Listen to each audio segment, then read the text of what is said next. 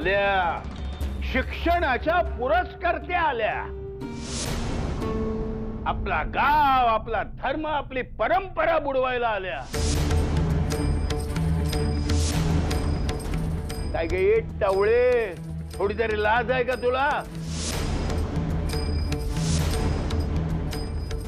कसली शिक्षणाची भिकार स्वप्न बघते?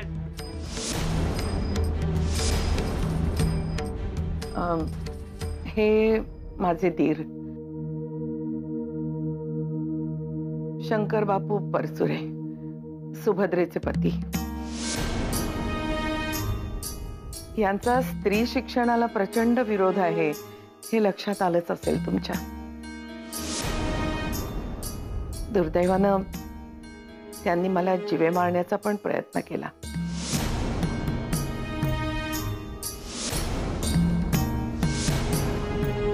पण पटवर्धन बुवा सारख्या सज्जन माणसामुळे आणि बयोच्या सासऱ्यांमुळे मी वाचले. अगं अवदसे, नवऱ्याची अवज्ञा करून या विधवेच्या कच्छपी लागलेस. आणि हिलाच गावातून हाकलायला हवे. हिच्यामुळेच तुझे शिक्षणाचे नाटकाम सुरू झाले. आता बघतो ना कशी आज जातेस ते. माझे नाचकाम चालू आहे आणि तुमचे काय? आपले नाक कापून दुसऱ्याला अपशकुनी म्हणणारी जमात तुमची. तोंडातून कधीच आशीर्वादाचे, कौतुकाचे, आनंदाचे शब्द निघालेलेच नाहीयेत आयुष्यात.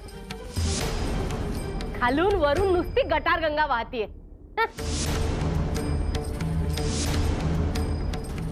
माझा अपमान करतेस? माझा नवऱ्याचा अपमान करतेस?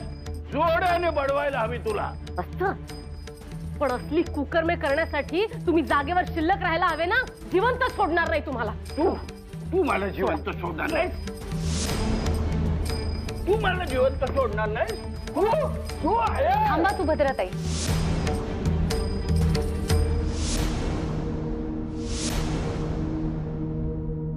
अहो, त्यांनी त्यांची पातळी सोडली असली तरी आपले डोके आहे ना शाबूत.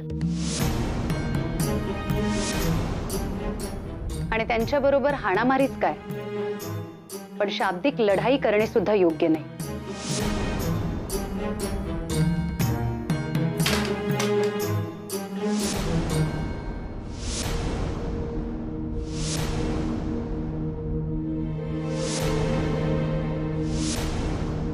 कारण त्यांच्या वागण्याला, बोलण्याला तर्क, तारतम्य यांचे वावडेच आहे.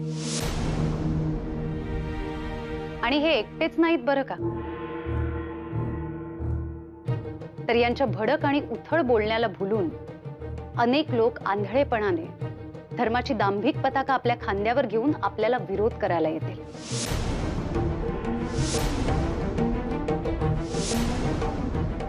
आणि अशा वेळेस जर आपणही आपली शस्त्रे बाहेर काढून वार करायला लागलो तर आपल्या पदरी फक्त विनाशच पडेल. तर अशा वेळेस आपल्याला संयम ठेवून आपण लावत असलेल्या रोपाचे संरक्षण करायला हवे. आणि जर आपण असे केले तरच त्या वृक्षाची फळे, फुले आपल्या पुढच्या पिढीला मिळतील. बरोबर आहे?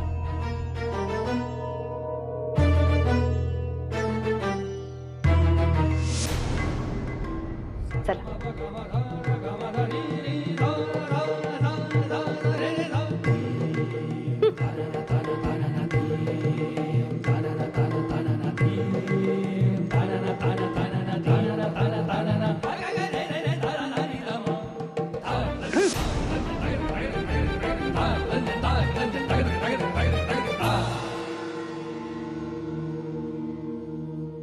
रघुनाथा, पोटात अन्न नसेल ना तर सगळेच बिघडते बघ. डोके दुखते, थकवा येतो, उत्साह नाही, कशात मन पण लागत नाही. पण आता करणार तरी काय? तूही हट्ट सोडत नाहीयेस, त्यामुळे सुलोचना वहिनी स्वयंपाकघरात फिरकतच नाहीये. पण मी मागे हटणार नाही. करते ना गोदा 2 दिवस, पण गेले 2 दिवस नीट जेवणच झालं नाही रे. गोदाला सांग ना काहीतरी चमचमीत छान कर म्हणून. काल तिने भाजी केली आणि त्याने पोटच बिघडले माझे. अरे माझे तर कायम बिघडतं पोट. तू गोदेकडून आशा ठेवू नकोस. उलट उलट तुला जोक सांगत होते की काही दिवस सामोपचाराने घे, शिक्षणाला हो म्हण, तर तू ऐकत नाहीयेस. अरे मी तुला सांगतो, ही स्पर्धा झाली ना की बायकांचा शिक्षणातला रस आपोआप जाईल. अरे हे जे सगळं सुरू आहे ना ते फक्त बक्षिसाच्या आशेने सुरू आहे, लक्षात घे.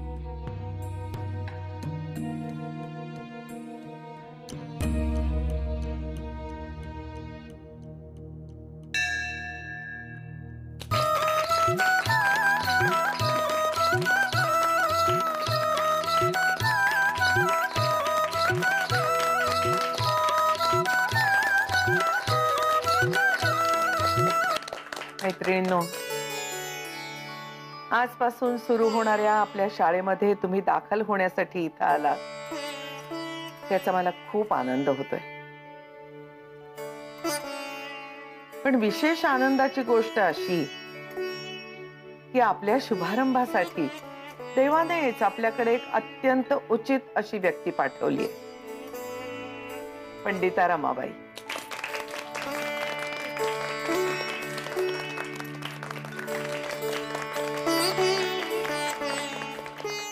सदाशिव साने त्यांच्या कार्याची आपल्याला ओळख करून देतील.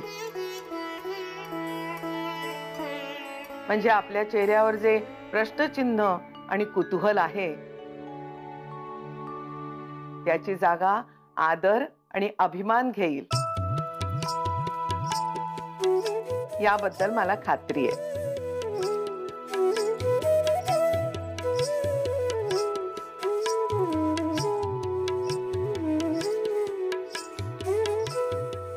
नमस्कार, मी पंडिता रमाबाई यांची ओळख करून देतो. थोडा संकोच वाटतोय मला, कारण त्या खूप म्हणजे सर्व अर्थाने खूप मोठ्या आहेत. त्यांनी केलेल्या आणि करत असलेल्या कामाचे मला पूर्ण आकलन अजून झालेले नाही, इतके ते मोठे आहे. मात्र त्यांचे कार्य आणि त्यांचे विचार खूप महत्वाचे आहेत हे मला आता कळून चुकले आहे. पंडिता रमाबाईंनी आपल्या वडिलांजवळच संस्कृत मधल्या सर्व महत्वाच्या ग्रंथांचे अध्ययन केले. त्या संस्कृत, मराठी, हिंदी, बंगाली, कन्नड आणि इंग्रजी अशा अनेक भाषांमध्ये पारंगत आहे.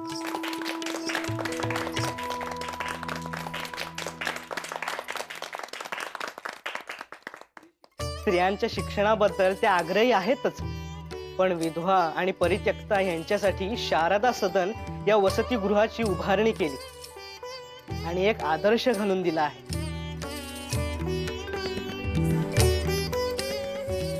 तेव्हा अशा थोर स्त्री आपल्या कार्यक्रमास उपस्थित आहेत हे आपले भाग्य आहे.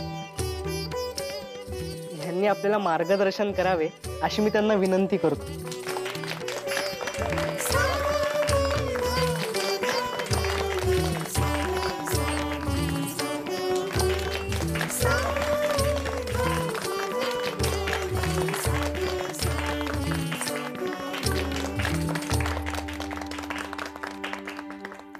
नमस्कार मैत्रिणींनो. खरं तर सगळ्यात पहिल्यांदा तुम्ही या शाळेच्या उपक्रमात सहभागी होण्यासाठी इतक्या उत्साहाने इथे आला आहात, म्हणून तुम्हा सगळ्यांचे खूप मनापासून अभिनंदन. खरं तर तुम्ही देखील विरोधाला धैर्याने तोंड देऊन इथे आला आहात. कोणी असेही म्हणाले असेल की बक्षिसाच्या आशेने तुम्ही शिकायला सुरुवात केली, पण मला माहितीये हे खरे नाहीये.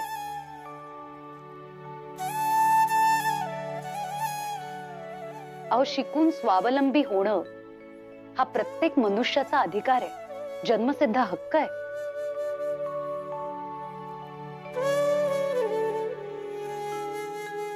मग ती स्त्री असो किंवा पुरुष, शिक्षण आणि स्वावलंबन यानेच आपण ताठ मानेने जगू शकतो.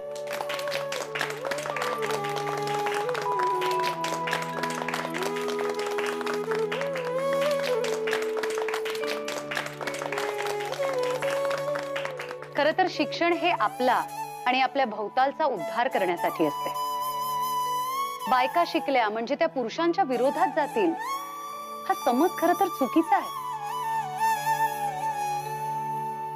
कारण या विधात्याने स्त्री आणि पुरुषांना एकत्र मिळून हे जग सुंदर करण्याची जबाबदारी दिली.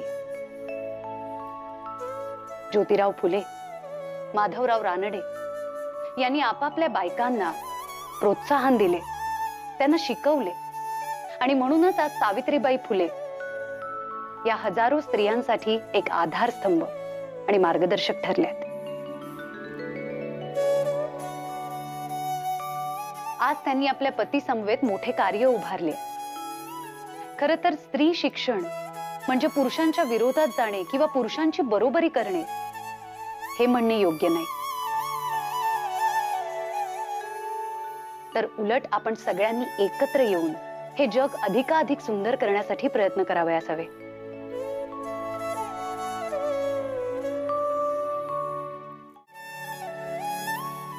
रुक्मिणीबाई, तुमच्या या शाळेला आणि तुमच्यातल्या या एकोप्याला माझ्याकडून खूप खूप शुभेच्छा.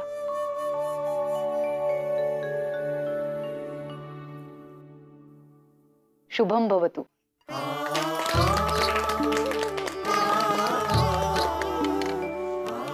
रुक्मिणीबाई, तुम्हीच करा श्री गणेशा.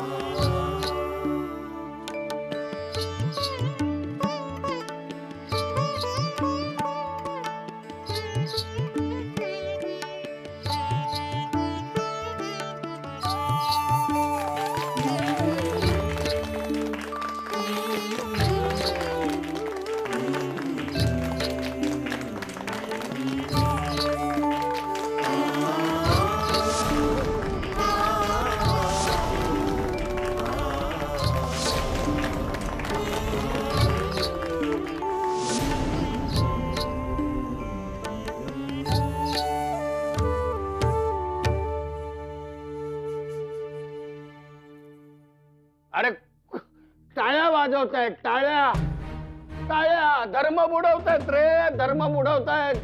कुणीतरी बाहेर काढा रे, यांना बाहेर काढा. बापू, तुम्हाला भूक लागली असेल म्हणून लाडू घेऊन आलो. आज सगळ्या त्या जमल्या आहेत ना धर्म बुडव्या, त्यांच्यावरून ओवाळून टाक तुझे लाडू.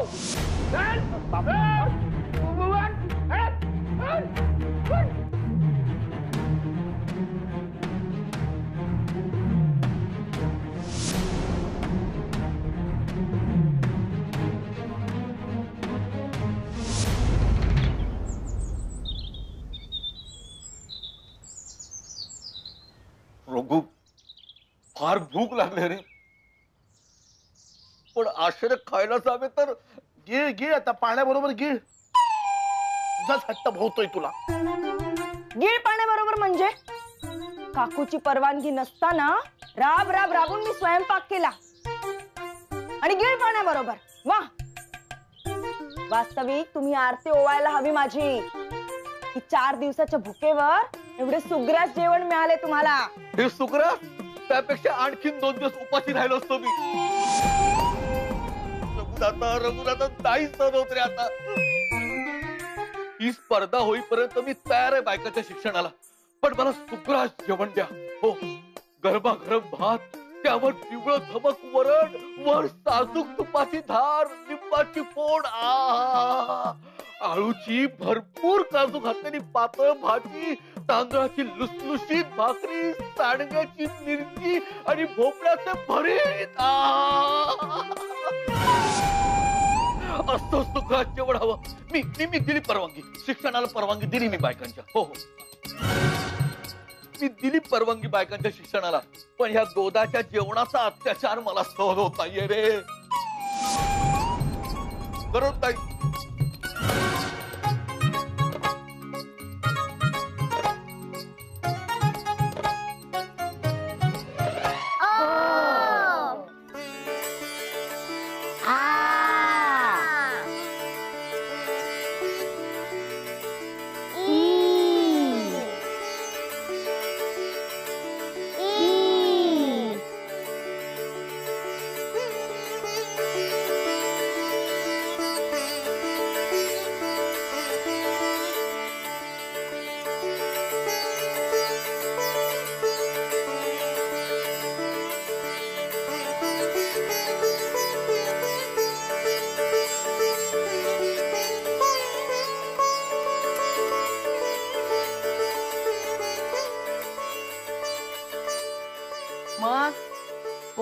काय पदार्थ करणार आहे?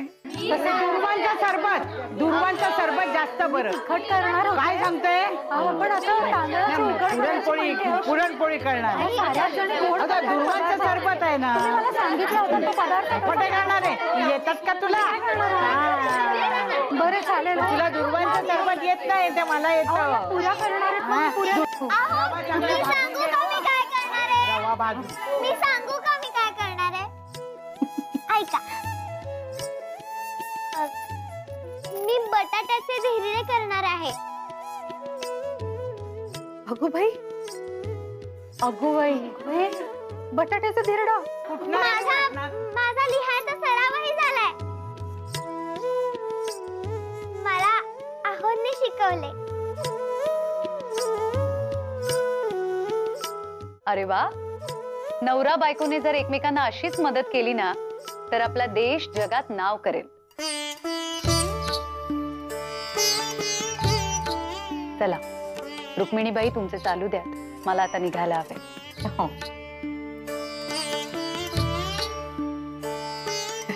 निघता तुम्ही? हो. नमस्कार करते. अगं सुखी राहा. आणि यशोदे, आता ही स्पर्धा कशी झाली हे पत्रातून तुझ्या अक्षरात मला कळवायला हवे. कळवशील ना? हो, कळवीन. चल येते. हो. येते.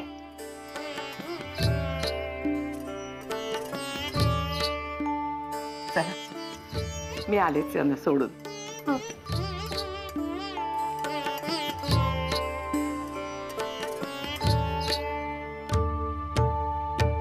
काय करावे या शंकर परचुऱ्याचे? अजूनही देवळात उपवास करतोय हा. 24 तास उलटून गेले, काही खात पित नाहीये. कोणी सांगायला गेला, समजवायला गेला तर वास्कन अंगावर येतो. हे अति झाले. एवढा हट्टीपणा. अरे जीवाशी खेळ आहे हा. अशी माणसं मरतील पण बदलणार नाहीत. त्या शंकर बापूकडे पाहिले की मलाही जाणवते, एकेकाळी मीही असाच हट्टी होतो. स्वतःच्या हट्टापायी सगळ्यांना दुखवायचो. आला साक्षात्कार एक दिवस, आणि हळूहळू का होईना पण बदल करायला लागलो. जो बदलणार नाही म्हणून एकाच जागी चिकटला त्याचा कपाळ मोक्ष ठरलेला. माझ्या इतके कोणीच जाणत नाही हे. चांगल्यासाठी आपण जेव्हा स्वतःत बदल घडवून आणतो तेव्हा खरे सांगतो, सारी दारे उघडतात, मनाला पंख फुटतात आणि आपण उंच उंच आभाळात विहार करू लागतो. बंधने गळून पडतात. खरेच साऱ्यांनी असा बदल घडवून आणायचे ठरवले तर हे जग किती सुखी होईल. हो, आज पंडिता रमाबाई आल्यात आणि त्या ही स्फूर्ती गावातल्या बायकांना दिल्याशिवाय राहणार नाही. पुण्या मुंबईकडे त्यांचे बरेच काम आहे. हो, त्या नवमतवादी आहेत आणि मूळच्या संस्कृत पंडित. अनेक संस्कृत ग्रंथ त्यांना मुखोद्गत आहेत. माझ्या मते आपल्या शंकर सारख्यांचा त्यांच्या पुढे निभावही लागणार नाही.